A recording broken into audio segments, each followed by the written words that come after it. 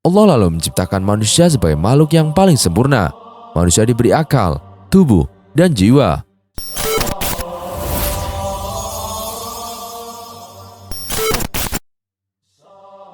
Assalamualaikum warahmatullahi wabarakatuh. Sahabat beriman yang dirahmati Allah Subhanahu wa taala. Nabi Adam alaihissalam merupakan manusia pertama yang diciptakan Allah Subhanahu wa taala. Adam diciptakan untuk menjadi khalifah atau pemimpin di muka bumi. Ada banyak hikmah yang bisa dipetik dari kisah Nabi Adam alaihissalam. Suatu ketika, Allah Subhanahu wa taala memberitakan kepada para malaikat bahwa Ia akan menciptakan makhluk dari bangsa manusia. Makhluk ini diciptakan dari tanah di bumi yang nantinya juga akan menjadi khalifah di bumi. Kisah ini terdapat dalam surat Al-Baqarah ayat 30. Ingatlah ketika Tuhanmu berfirman kepada para malaikat, sesungguhnya aku hendak menjadikan seorang khalifah di muka bumi. Terjemahan surat Al-Baqarah ayat 30. Allah pun memerintahkan para malaikat untuk mengambil tanah di muka bumi. Malaikat Israel berhasil menjalankan tugas dari Allah untuk mengambil saripati tanah di bumi. Allah lalu menciptakan manusia sebagai makhluk yang paling sempurna. Manusia diberi akal, tubuh, dan jiwa. Allah melengkapi ciptaan itu dengan meniupkan ruh Nabi Adam alaihissalam. Saat ruh di mulut, Adam bersin sambil mengucapkan Alhamdulillah. Segala puji bagi Allah. Itulah ucapan pertama dari seorang Adam, manusia pertama di surga. Allah menyambut ucapan Adam dengan menjawab, Yarhamukallah, rahmat Allah atasmu. Dikutip dari buku The Prophets, kisah hikmah 25 Nabi Allah, karya Nia Novianti. Allah melengkapi Nabi Adam dengan ilmu pengetahuan. Para malaikat pun diminta untuk bersujud sebagai bentuk penghormatan pada Adam. Saat semua malaikat bersujud, ada makhluk berupa iblis dari bangsa jin yang menolak untuk bersujud. Iblis menolak untuk bersujud karena merasa lebih baik dari manusia, karena ia diciptakan dari api. Mendengar jawaban itu, Allah lalu mengutuk iblis dan mengusir mereka dari surga, sebagaimana yang diterangkan dalam Al-Quran, surat Al-Baqarah ayat 34. Dan ingatlah ketika kami berfirman kepada para malaikat, sujudlah kamu kepada Adam, maka sujudlah mereka kecuali iblis. Ia enggan dan takabur, dan adalah ia termasuk golongan orang-orang yang kafir.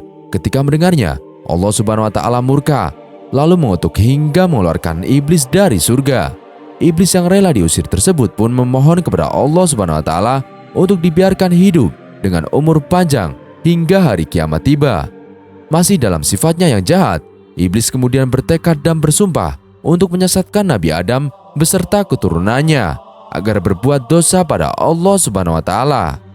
Nabi Adam pun berdiam dan hidup di surga selama beberapa waktu. Suatu ketika, Adam merasa kesepian dan Allah pun menciptakan Hawa untuk menemani Adam. Dalam hadis riwayat Bukhari, Nabi Muhammad SAW bersabda bahwa Nabi Adam memiliki tinggi hingga 60 hasta dengan rambut yang lebat. Sesungguhnya Allah telah menciptakan Adam dalam bentuk seorang laki-laki yang tubuhnya sangat tinggi dan rambutnya sangat lebat. Tubuhnya seperti buah kurma yang menjulang sangat tinggi, sebagai makhluk yang diciptakan lebih sempurna dari malaikat dan iblis. Nabi Adam diberkahi dengan akal, nafsu, ilmu, dan hikmah. Allah Subhanahu wa taala juga mengajarkan nama-nama benda yang dilihatnya ketika hidup di surga. Hal ini dijelaskan dalam Al-Quran surat Al-Baqarah ayat 31 yang artinya, dan dia ajarkan kepada Adam nama-nama benda semuanya. Kemudian dia perlihatkan kepada para malaikat seraya berfirman, sebutkan kepadaku nama-nama benda ini jika kamu yang benar. Kemudian Adam menyebutkan nama-nama benda yang dimaksud sehingga malaikat pun kagum seraya memberi hormat padanya. Surga tempat tinggal Nabi Adam ini terasa sangat indah, damai, dan nyaman untuk dihuni. Segala kebutuhannya juga terpenuhi dengan baik. Namun, ada satu hal yang membuat Nabi Adam merasa kurang.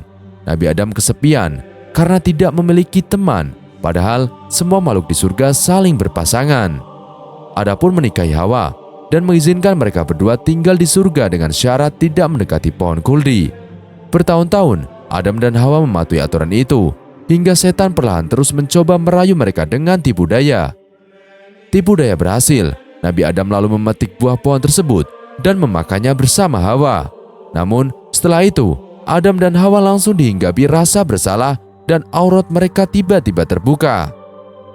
Karena melanggar perintah itu, Allah Subhanahu wa Ta'ala lalu memerintahkan Adam dan Hawa turun ke bumi. Adam dan Hawa diturunkan di tempat yang berbeda. Selama 40 tahun mereka saling mencari dan bertemu di Padang Arafah atau Jabal Rahmah, bukit yang penuh kasih sayang. Saat turun di bumi, Adam meratapi kesalahannya. Adam dan Hawa memohon ampun kepada Allah dengan bertobat. Bumi yang berbeda dibandingkan surga membuat Adam dan Hawa banyak belajar dari berbagai tantangan dan kesulitan, mulai dari bercocok tanam, berternak, dan melindungi tubuh dari berbagai cuaca. Adam dan Hawa juga membangun keluarga di bumi dengan melahirkan hingga 40 anak.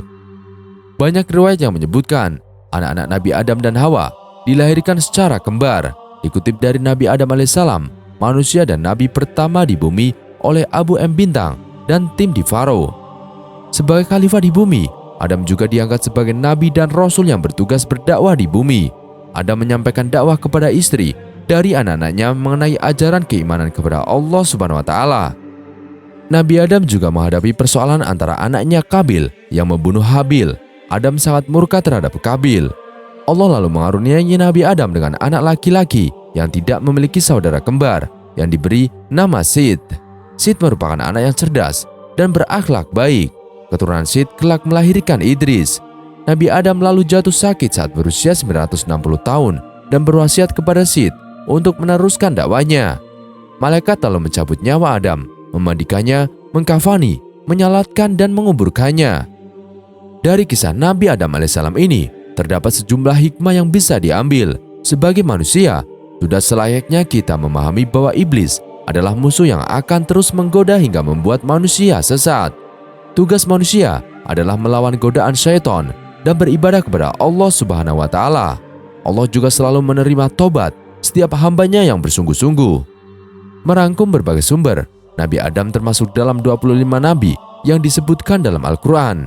Nabi Adam tercipta dari tanah dan Allah Subhanahu wa Ta'ala memuliakannya dengan memberi pengetahuan tentang semesta. Adam diberi banyak pengetahuan yang akan menjadi mukjizatnya.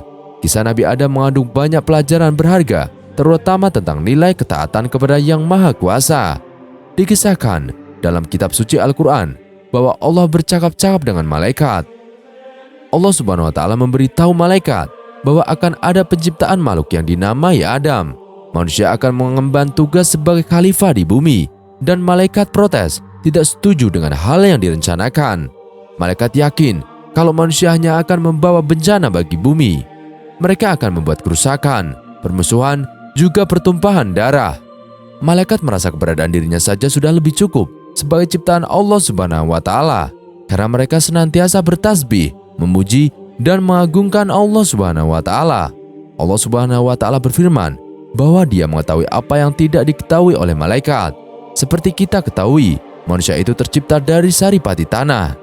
Demikian juga yang diceritakan dalam Al-Quran, surat As-Sajdah ayat 7-9. Surat ini menceritakan bahwa Allah Subhanahu wa Ta'ala mengetahui hal gaib dan nyata.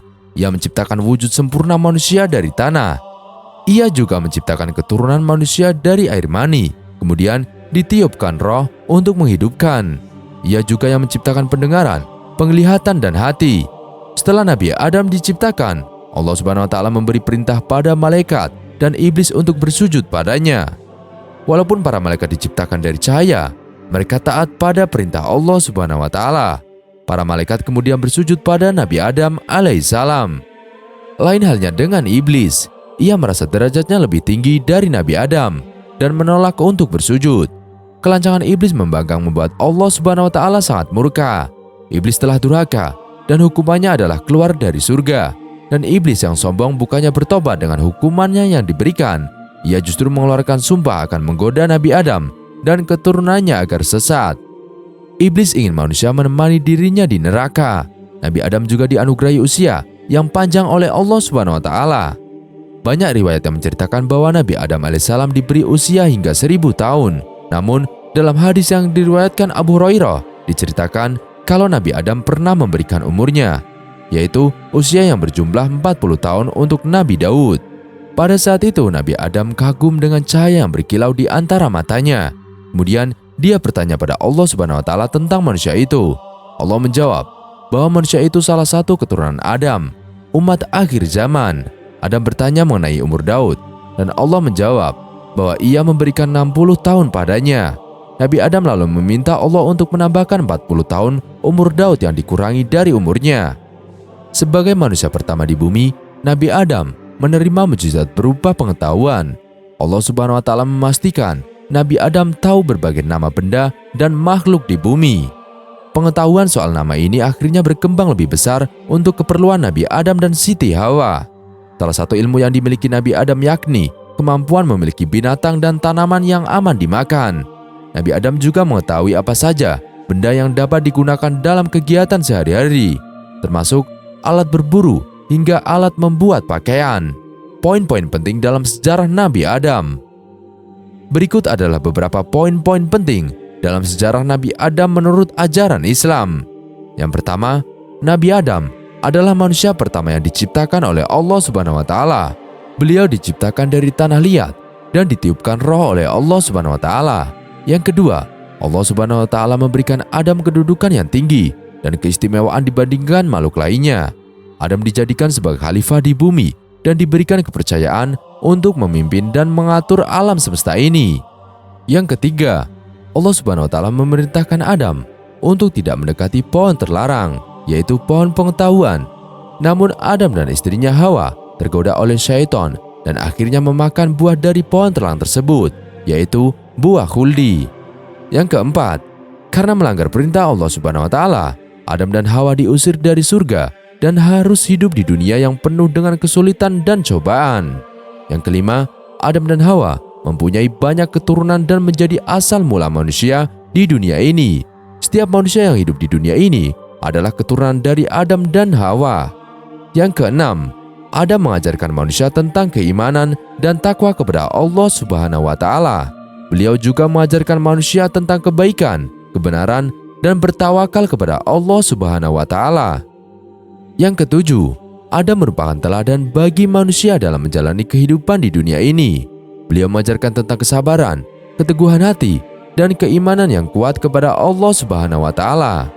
Sebagai manusia pertama dari khalifah di bumi, Adam mempunyai peran penting dalam sejarah umat manusia. Meskipun terjadi kesalahan pada awalnya, Adam dan Hawa memberikan pelajaran penting tentang ketaatan kepada Allah Subhanahu wa Ta'ala dan pentingnya menjauhi godaan syaitan.